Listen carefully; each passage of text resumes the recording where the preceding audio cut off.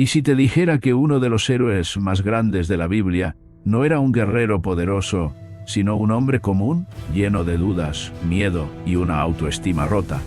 Esta es la historia de Gedeón, y no es solo una historia de victoria, es un testimonio de lo que ocurre cuando alguien decide confiar en Dios, incluso cuando todo en su interior le grita que no es suficiente. Israel estaba sumida en la oscuridad. Los madianitas, enemigos crueles y despiadados, invadían sus tierras una y otra vez. Destruían cosechas, robaban ganado y dejaban al pueblo en la miseria. Aterrorizados, los israelitas se escondían en cuevas como animales perseguidos. La esperanza parecía haberse esfumado. Y ahí estaba Gedeón, un hombre cualquiera, escondido en un lagar, no para hacer vino, sino para tratar de trillar trigo en secreto. Oculto, con miedo, un reflejo del estado de todo su pueblo. Nadie lo habría señalado como líder, ni siquiera él mismo. Se consideraba el más pequeño de su familia, y su familia, la más insignificante de todas. Era invisible, inútil. O eso pensaba.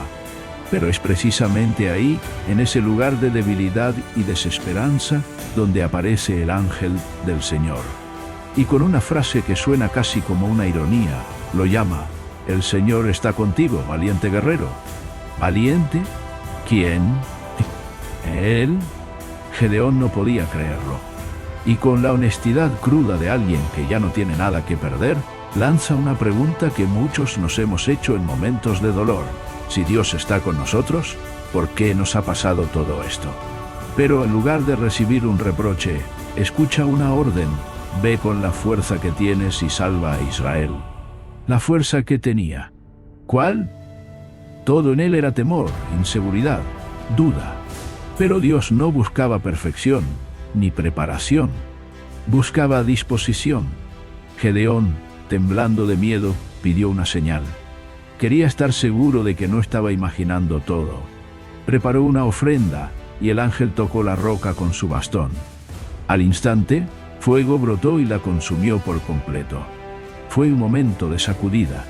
Gedeón cayó al suelo, sabiendo que había estado cara a cara con lo divino. Pero la primera prueba no sería en el campo de batalla. Sería en su propia casa. Dios le pidió algo arriesgado: destruir el altar de Baal, el ídolo pagano que su propio padre había levantado. Era una acción que podía costarle la vida. Y aunque el miedo lo acompañaba, obedeció.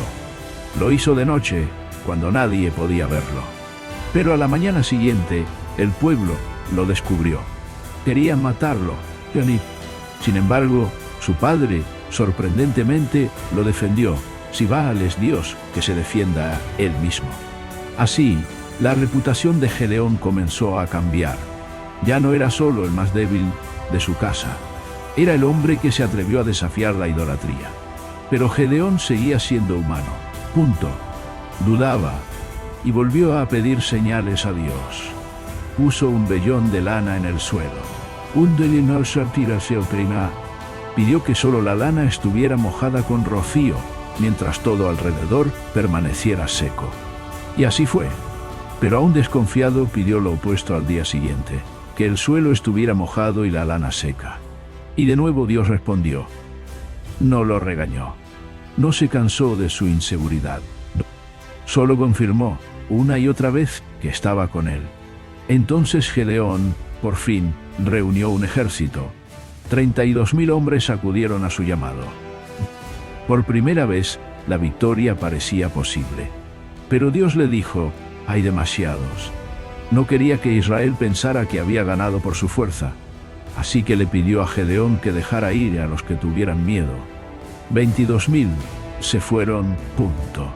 Quedaban 10.000. Aún eran demasiados. Entonces, Dios pidió una nueva reducción. Esta vez, basada en cómo los hombres bebían agua en un arroyo. Solo quedaron 300. 300 contra un ejército de miles. Era una locura, o una oportunidad para que Dios mostrara su poder. Pero el plan no incluía espadas ni batallas cuerpo a cuerpo. Tonto.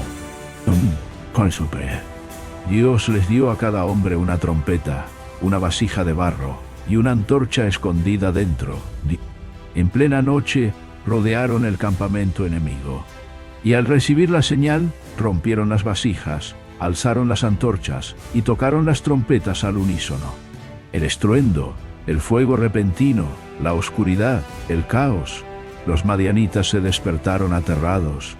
Sin entender lo que pasaba, se atacaron entre ellos. Fue una victoria sin que los israelitas empuñaran una sola espada. Dios había peleado por ellos. Pero la historia no termina ahí. Gedeón no se detuvo.